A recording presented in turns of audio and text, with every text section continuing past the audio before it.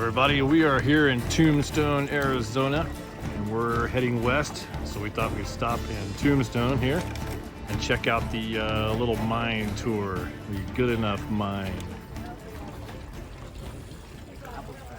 Should be fun. Let's go. Before I do get you down into the Good Enough, I do want to take a little bit of time here to go over the history of the area, that being the mine, the town, and the founder of both. With that, has anybody here by chance heard of or even read about the name Ed Shefflin before? Yeah, a couple Eds? Very good. Looks like I'll have to step up my game then. But as some of us already know, Ed was a prospector, and his father before him was actually a 49er, part of the gold rush in the states of Montana, Wyoming, and Oregon mostly. Now, at the time, Ed and his father lived up in Oregon, and around the age of 12 was when Ed decided to run away from home and try prospecting. So he ran away from his dad, but that career was cut quite short by a trustworthy neighbor that brought him back to his father quite quickly after he had left. But with his dad knowing that information, on Ed's 18th birthday, he was given $100 and kicked right out of the house. Told him to start prospecting then. So Ed began up in the northern state, Montana, another one of those gold rush states, but didn't find a whole lot prospecting-wise. So Ed decided he'd make his way down to some of these southern states, one of which being California. And while Ed was in California, he came across some military scouts. They were looking for a little place called Camp Huachuca. So we know that is Fort Huachuca today, still an active military base in fact, which can be found at the bottom or the base of those very hazy mountains, about 26 miles to the south there. See, those would be the Huachuca Mountains. On this side would be that camp or fort, and on the other, Mexico. And then just to put it in perspective for you folks, this territory or district was considered quite dangerous, or at least for Ed. So you have about 12 miles to the north here. You may have seen some very beautiful mountains that direction, just past Allen Street. Those are the Dragoon Mountains, as well as the home of Chief Cochise, as well as Geronimo. In fact, Chief Cochise held out the U.S. military there in those mountain ranges and cave systems for 7 years. Very impressive man. And then back about 18 miles behind our gift shop and petting zoo would be the home of Chief Victorio. So with that being said, Ed would stick around with these scouts. He had figured there was safety in numbers.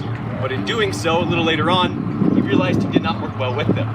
See, as we know, Ed was a prospector, liked to stop up on the paths and trails and look at all the pretty shiny rocks. And these men being in the military didn't hold up for such things. They got tired of Ed. So they kicked him out of their group in this district or territory here. One of these scouts thought it'd be funny to tell Ed that the only stone he would find out here in this territory would be his own tombstone. Ed thought that was pretty clever. As we know, Ed would take that and name the Tombstone claim just up on Allen, with the town adapting that name as well. So that's why we call it Tombstone if you were curious. And now at that claim, Ed had harvested his first pretty decent sized rock. And he knew there was something unique about it, but he wasn't specialized in the field just yet. So Ed decided he'd take that rock up to his brother Albert, who lived in Signal, Arizona at the time, kind of near the Kingsman region. And it did take Ed about a year to travel that distance. Obviously, transportation was a little different back then than it is today. So in that year, Ed actually became very, very lucky. Chief Cochise up in those Dragoon Mountains within that year had sadly passed away. And in Native American culture, it is considered a very bad medicine to live where one of your chiefs have been buried. So these 26 tribe members of this area had packed up, moving further down south past those Huachuca Mountains into Mexico, leaving this area safe for Ed and his shiny rocks. So with that being said, he would then show his brother Albert that rock he had harvested, only to be laughed at and called a complete and total idiot. For apparently poor Ed was carrying around low-grade silver, which means there's just not a whole lot of money within that rock there. And he didn't really like the answer that he had gotten, or probably the name-calling, so he decided he'd get a second opinion from a man named Richard Gerd. See, Richard, we know, was a mining engineer, and he had his own assay office where he's able to commit assay tests, which is a chemical breakdown of ore telling you what's within it and how much it's worth. So whenever Ed had reluctantly brought that rock to Richard, he had seen it and immediately recognized high-grade silver, not low-grade by any means. And in fact, once that test had come back, they knew it was worth about $40 per ton. Back then, $40, that was a pretty good chunk of change. So this men up in Signal decided to quit their jobs there and come down to the Tombstone claim to begin their mining process. And the tools they used in this process are just like the ones I have here today, one of which being a 4-pound sledge and a small drill steel. Now this steel in my hands is actually a 140-year-old artifact that we've pulled from the Good Enough here.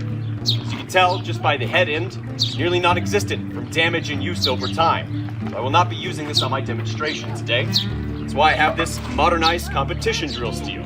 So these men, or drillers as they were called, would put this steel up to their rock, taking their 4-pound sledge, hitting it as hard as possible, turning it a quarter of the way.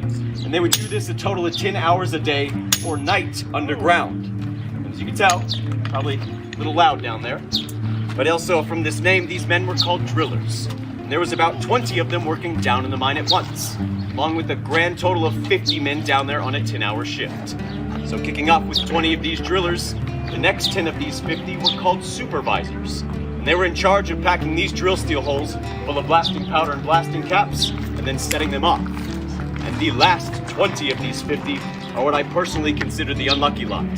They were called muckers. And their one job was carrying up 70 to 100-pound burlap sacks or muck bags of ore up and out of the mine. And they did not have those nice stairs we do today. So these men, getting down to that claim, would continue mining as well as committing a second test of the area. Now that test came back to $2,000 per ton, and that really caught their attention.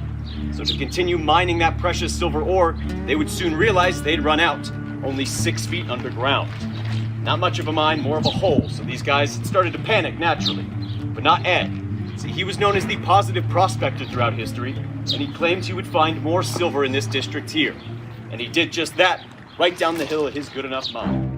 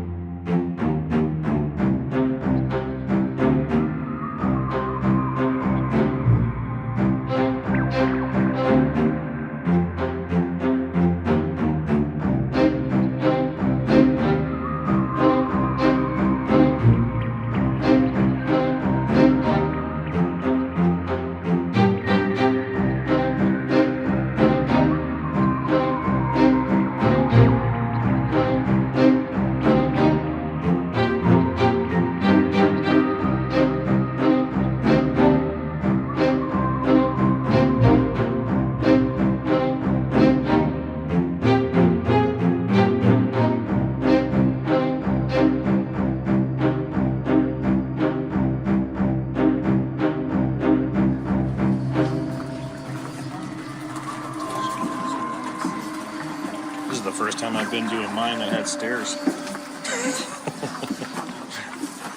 Nice. Oh, nice. Little decline.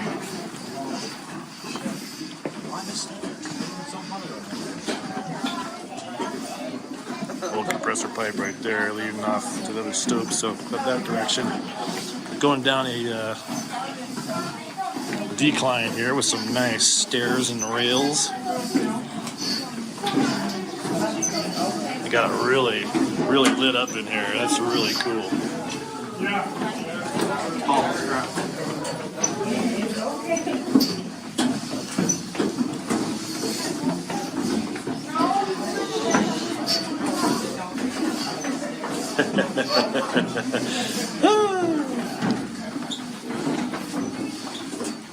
Yeah, I see why they added the stairs.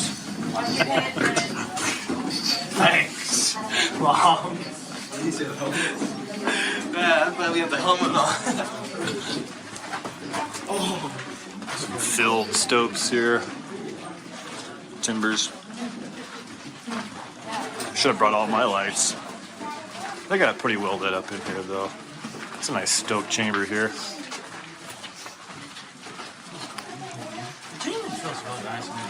I can live underground, bro. Blocked off drift to that stope over there. If I do it one more time, I'm gonna keep forgetting and keep bonking my head on dumb little thing. Let's check out this. Pretty decent sized little stope. Oh my gosh, I told you. There's 48 different technologies that make up this mine. One of these days, I will take some time and just learn them also. You know what, I'm going to make this next part quick, guys, but I do want to point out this blackish gray rock here next to me. This guy, this Ed Shefflin, was actually after this deposit here. This is silver. Now, it doesn't necessarily look like the silver you would expected, because it is low grade, which means it's silver chloride mixed with manganese. And it's funny, this is the ironic part that I was telling you guys about. This manganese is the main ingredient in black powder and gunpowder. And they were using blasting powder to, of course, explode and expose this ore. And that blasting powder was typically amounting to about an M80 firecracker. So it was going pop instead of boom. Well, that's the irony there. They were mining that main ingredient, a main explosive ingredient, with this dinky little firecracker, really. It's very funny. This being low grade, they still perform deposit extractions. We know that because that large chunk taken out mid-rib or wall there. And of course, we do have a couple other drill steel holes to follow it, like that one there on its left. And these up here, kind of hard to see, but this is actually one of my favorites here, because it has that original blasting powder residue still lining the back of that drill steel hole.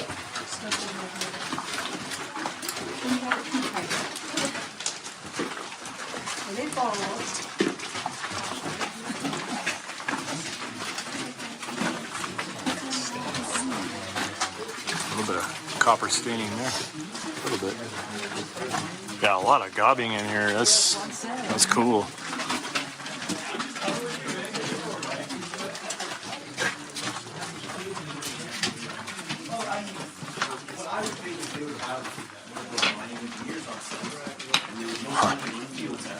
That way they could tell them if this vein was more valuable than this vein, and then they would have their supervisor really point them in a direction, be like, put a hole here.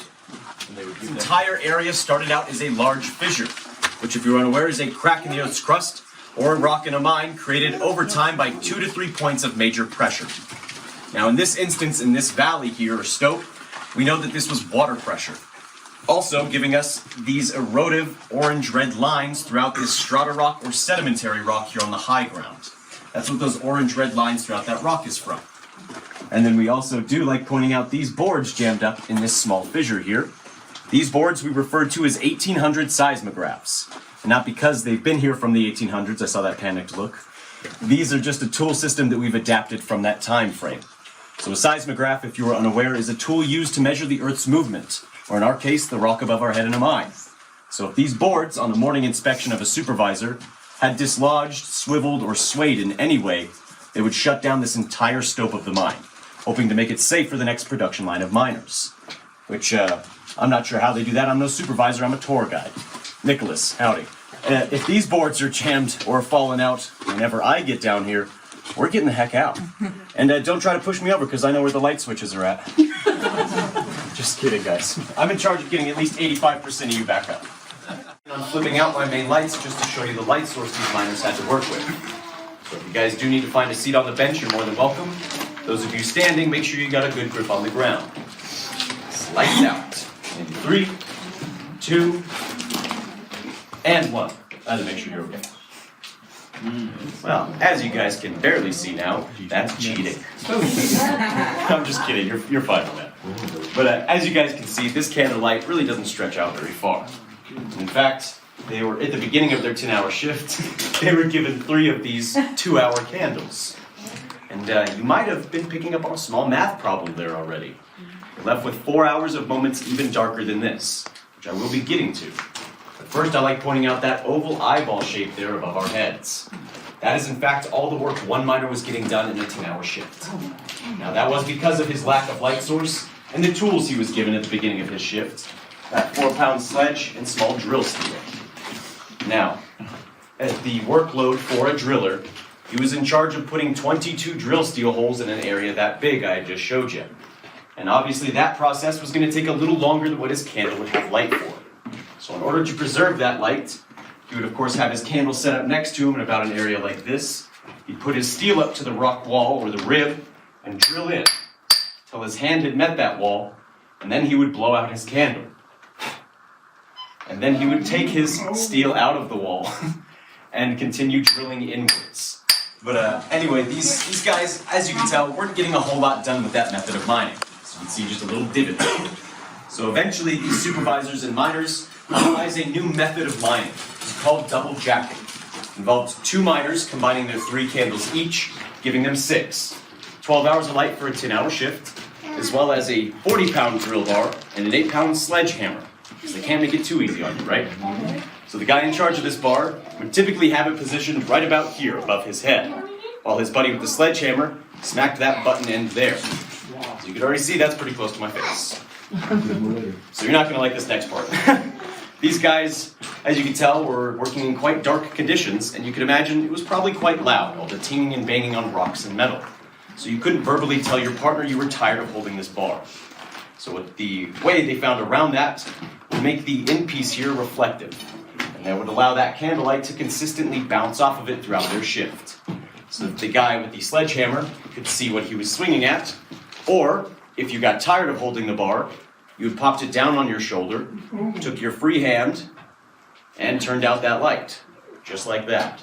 And I'm almost certain if he swung, that's where they got the term minor surgery from. Laugh, that's funny.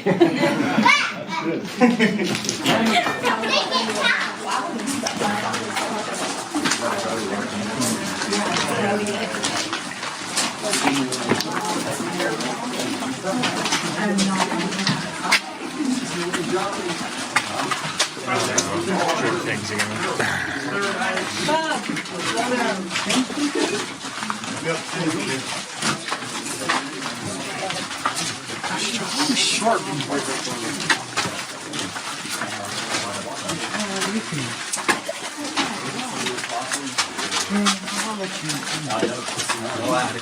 A lot of these hydrothermal aqueducts are bringing replacement core or replacement rock. That's why a lot of these areas are made up of so many different tracks, especially at the 110-foot level now. It sneaks up on you, you never really realize it. But we have a name for this stope that we're in now. We call this the chapel. Now the miners in the 1800s had named this the chapel originally, and some of us believe it's because of these, sorry here, timbers on the high ground here may have looked like crosses in the dark to some of these miners. Now I just tell people they were praying they didn't fall down in that hole over there. That's why I call it the chapel. You been to Rome where they have the copper mines? I have, yes. You see that model? Right, yeah, of every level. See, I believe we've got one, but it's more like artsy. It's got several different. Yeah, all that gobbing is pretty impressive. We do have just regular tunnel maps of the area, but it's more like a top of rock. It looks more like a road map. Is this a fault mountain? Is it just boards? Just boards. I think I have heard of it. I never got some.